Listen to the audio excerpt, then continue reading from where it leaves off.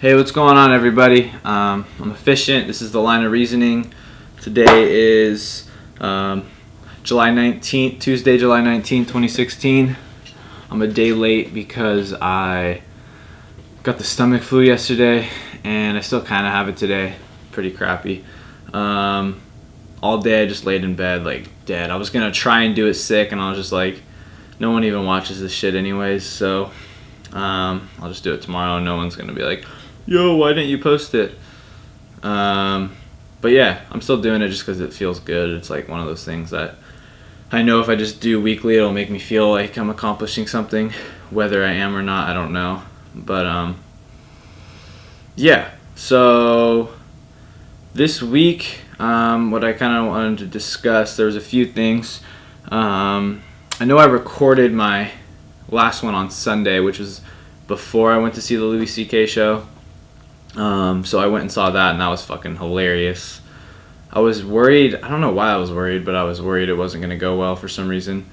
But it was fucking awesome. He's such a good comic. Like, his just, like, you saw there's 3 openers, and the way they tied jokes together was so, like, choppy. Like, you could just see, like, you could see when a new joke was coming in. And Louis would do it in a way where it was just like this long ass story, and it all connected. There was never any like of the punchline was, and that's why fans turn left. So what do you guys feel about divorce? You know, like there was nothing like choppy like that. It was like, and fans turn that way. And my divorce, you know, like one time I was trying to get her to turn the knob, to put the toilet paper backwards, and I'm like, it's just like the fan. Like he can, I don't know. That is the weirdest thing ever. There's a fan right there. But he would connect it like that, and I was like studying how he did it, and it was just super, super like interesting, and I was like, wow, because I can like analyze that while enjoying it. I used to think that I couldn't enjoy it because I was so analytical, but I'm like enjoying it. I'm appreciating it to a higher extent because I'm seeing what he's doing and like not just like critiquing it, like, oh, because obviously with music, I can do that a lot. I critique the shit out of it just because I know how it's supposed to be done, and when people don't do it that way, that's okay because it's art. But like Slane, the rapper Slane, posted once, and he said, you have to know the rules before you're allowed to break them. So that really hit home for me. So I notice when an artist will break the rules, but I know that they know them, it's like, oh, that's art. But when you see someone, you're like, you don't even know how to do it the right way, and you're breaking the rules, you just sound like it sounds whack. So yeah, Louis C.K. was awesome. It wasn't too dark or anything, like I said. I was worried it might be. He was just fucking funny, and it seemed like everyone there enjoyed it. There was one drunk person by us that I thought it was going to get bad because she just started going like, shut the fuck up, bitch. Because everyone was, put your phone down, because they say you're not allowed to record, and she was recording. Put your phone down. And she like turned around all drunk, like, shut up, bitch, wanna make me. And then like it just kind of de-escalated from there. Thank God. That would have sucked and been really fucking annoying. I had the stomach flu. That was terrible. Laid in bed all day. Oh yeah, on this last Saturday was my baby shower with my wife. And we had like a shitload of people. We had like 80 people. No, we invited like 90, but I think like 70 were there. 70. It was a co-ed baby shower at my father-in-law's house. And it was just fun. Like, we didn't do anything crazy or anything. That's going to go off the whole time. There's like some battery low on the cable box or something. So if you hear it beep, that's that. I'm not going to worry about it. It beeps like every 20 minutes, so I might do it one more time.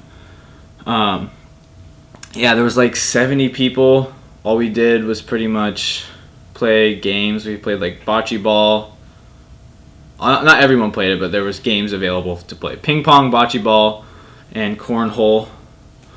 And then just mingled. We just hung out with everyone. Like I did the math with Haley. And if there were 80 people there and it was a 3-hour event, we basically did the math to where if we hung out with each person, they would get 2 minutes. And I was thinking about doing some sort of joke like that, like having Haley and I sit in like these big king and queen chairs, and then having people like wait in line and sit and talk to us for 2 minutes and then leave. But that would literally take up the whole time. Or just doing some sort of joke on that, but we didn't do it. But yeah, there was a lot of people there. I definitely got to say hello to everyone for the most part. At least hello. And we got a bunch of gifts. We still need a lot of shit though. And it's going to be difficult because like I said, we're at my mom's house and it's not the biggest place. And I just know we're going to need a lot more shit. Like we need dresser for the baby. We need fucking diaper. Like the genie where you throw it away and it doesn't smell anymore. We need, so much. I'm not going to go down the list of what we need, but we need a lot. I thought we were going to get more of like the stuff we need. We got mainly clothes, which is awesome because we need clothes. But there's still a lot of shit we need. And I was like, fuck. But whatever. It's all going to be good. I'm just a little nervous to where everything's going to go. Because I'm in a bedroom. A small bedroom with whatever. I'm not going to take you on a tour in my bedroom. But there's not that much room. But I know we'll make it happen. If any time is the time. I still feel kind of crappy, to be honest. I'm off today also. My boss gave me the day off because he didn't want me to come in like this. Because I do like heavy lifting, construction shit. And I just want to be... I'm definitely not 100%. I'm at about 75-80%. I just don't feel that well. So I'm kind of getting like a hot flash right now. But I'm still doing this. Like I said, I already gave you the reason. Oh yeah, so now is the time in my life where like I feel I'm like on the grind. Like I'm in a place where I'm 21. Now's the time where I should be like what's the word? Malleable, I guess. Like I should be able to handle like, oh, I don't have a lot of room. Like when I'm 30, I wouldn't want this, but 21, it's like, all right, suck it up for a little bit. I'm saving money. It's definitely worth it to not have the room. But my whole life I've been trying to get ahead of everyone. Like I'm always focused on being like one step ahead, one step past the average person. So when I see people like Joey Badass who gets famous at like fucking 17, I'm like, God damn it, because he's ahead of me. But then you hear stories like Eminem who didn't get anything until he was 26. And I'm like, fuck, I don't want to wait another 5 years. So yeah, but now's the time where I can handle shit like this. So I'm not really tripping. I know like I'm just rolling with it. I'm taking my punches. Yeah. What else is there to talk about? I had the baby shower, Louis C.K., stomach flu. I just went to work. I mean, there's not really too much. Nothing was too busy this week. I guess there's some news I could discuss. The Gavin Long guy, the guy who shot and killed 3 cops and injured either 3 other cops or just 3 other people in Baton Rouge, where I believe it was Alton Sterling who was killed. I mix them up, which sounds so bad because I'm like into this stuff, but I just do. Yeah, and then at first everyone was trying to say like, oh, we don't know, we can't confirm or deny if this shooting had to do with like a protest, like if he was trying to like be like, no, fuck the cops, I'm killing you because you're killing black people, because he was black who did it. But then I just saw a video right before I started filming this, and the guy's basically saying, this is not verbatim, but don't quote me on this, but his general message was, stop protesting because that shit doesn't work. They only want blood and money. That's all they care about. So he's like, we have to take action. And I think that was posted a few years ago or something. But I was like, damn, like I get that thinking, and that's what I was saying last week. Like I understand they only do want blood and money, because that's kind of fucking true. It's not like That, again, it's not a conscious thought, I want to kill people, but it is. It's a subconscious thing, or they want people to die to, like, the more, I'm not going to get into this whole thing right now. How long? I've been going only 10 minutes. I guess I could open up a little bit. But, basically, this is my opinion. The way this, how Gavin Long sees everything is protesting isn't working. Kind of like the Martin Luther King versus Malcolm X. Malcolm X was more of a take action kind of person, and Martin Luther King was like kill him with kindness, turn the other cheek. And I get both of them. That's the tough one. Jeez, I'm like shaking the camera. What was I gonna say? I'm still on that shitty ass tripod. I'm gonna go to storage soon and hopefully try and find it. And I have a bunch of, oh my gosh. Oh, I'll talk about this later. Remind me, even though you can't because no one's there, no one watches this anyways, but there is a, I just wanted to talk about some of my rhyme books. They're scattered all over storage. But staying on this topic, oh my gosh, I am totally losing my train of thought. My brain is pretty complicated. Okay, I remember now. Martin Luther King and what's his name? Malcolm X were both obviously heroes in their own right, but they had kind of different views. And this is, I think, I don't want to start spouting off and sounding like an idiot. From my understanding, Malcolm X was more of a take action, take the power back type deal, and Martin Luther King was like turn the other cheek, kill him with kindness. So assuming that that is accurate, this guy was more, there's people who believe in like the power of protest or standing up for what's right and killing them with kindness. I don't know about killing them with kindness, if there's too many people out there still like that. There's more just like just knowing how to hold people accountable, I guess, and not folding, not just being like turning back, like turning into a slave again. Like, no, fuck that, we're not putting up with this anymore. And Malcolm X was more like, no, if they hit you, fucking beat their ass. Again, I almost just want to stop this until I've confirmed that, because I don't want to go on air saying a bunch of shit that I'm not confident in. But whatever, we'll just do it anyways. And this guy kind of had more of the Malcolm X mentality, so I totally understand that. And that's one of those things. I was having the debate with a guy I work with, and like I said last week, I don't know what I can do to help change that, but what I do know is if I can start having conversations with people, because it's so looked down upon. I've been told my whole life 3 things you don't talk about with strangers is sex, politics, and religion.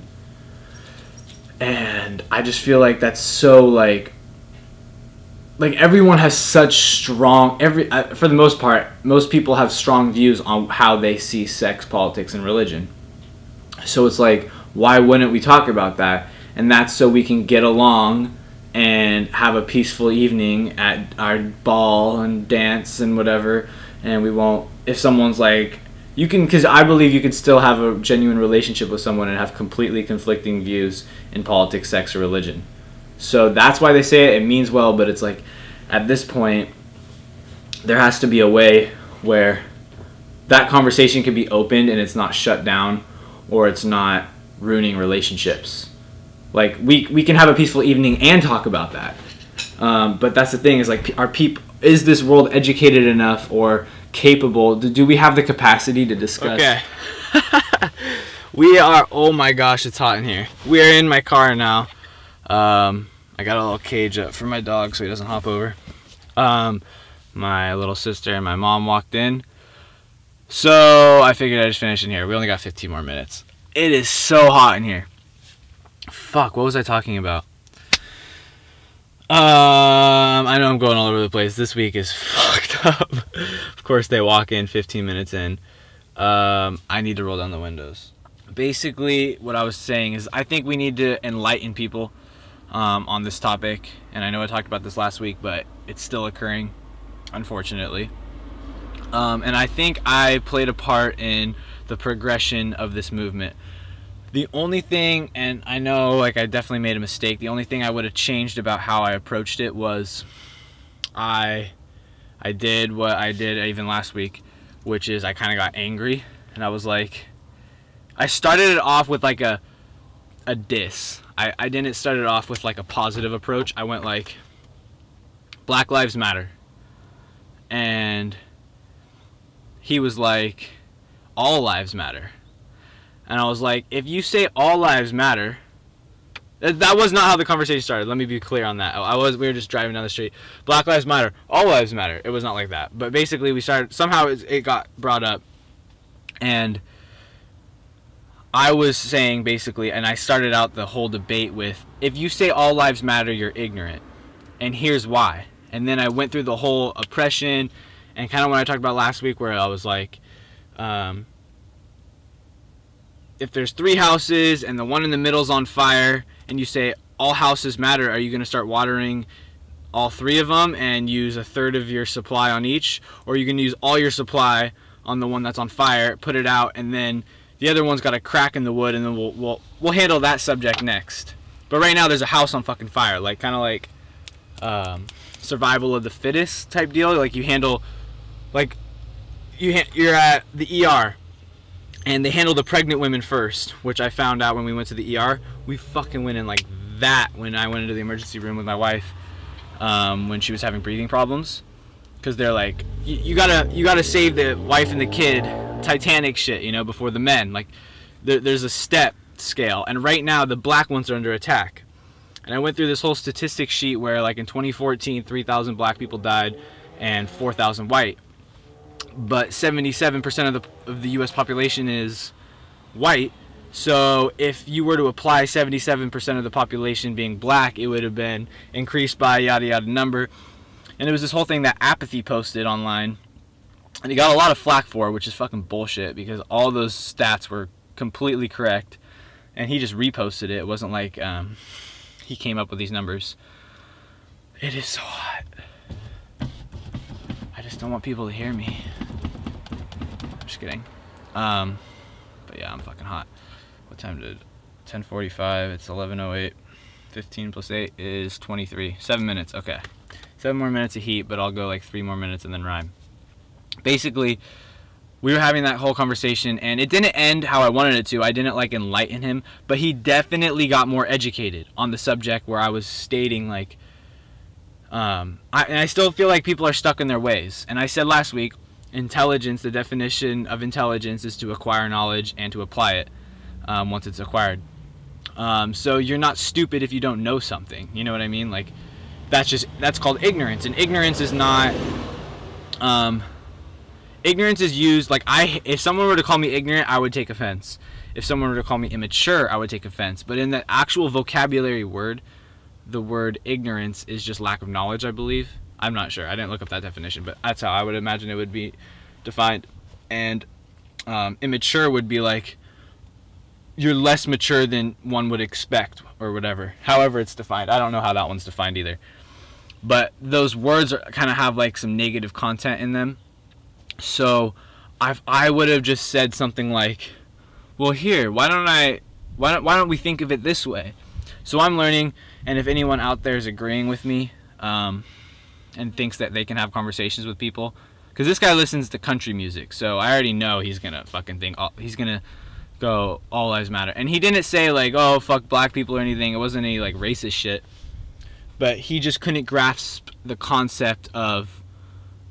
He was more interested in the policing is poor, therefore people are dying, instead of the policing is poor and black people are dying more than white people, even though the numbers say white people are.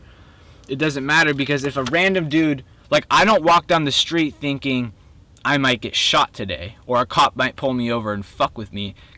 Mainly because I don't do anything illegal anymore other than speed. or whatever bullshit. I don't care. I'm not really worried about that. Regardless, though, if I had a broken taillight, like I said last week, I keep quoting myself last week. It's kind of annoying myself, but whatever.